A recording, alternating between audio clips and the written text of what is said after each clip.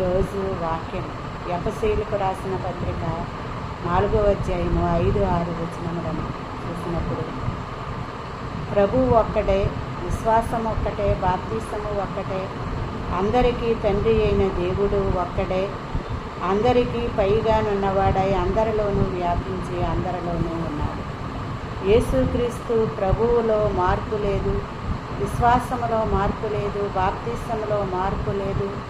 అందరికీ ఒక్కడే దేవుడని, మరి అందరిలో వ్యాపించి ఉన్నాడని, అందరిలోనూ అందరికంటే పైగానున్నవాడని ఇక్కడ యేసుక్రీస్తు ప్రభువుని మరి అపోస్తలుడైన పౌలు గారు ఎఫెసీయుల సంఘము ద్వారాగా మరి దేవుణ్ణి ఘనపరుస్తున్నాడండి. మరి కాబట్టి వాక్యములో మార్పు లేదు, విశ్వాసములో మార్పు లేదు, పరిశుద్ధతలో మార్పు లేదు, మరి దేవుడు నామకరణములో మార్పు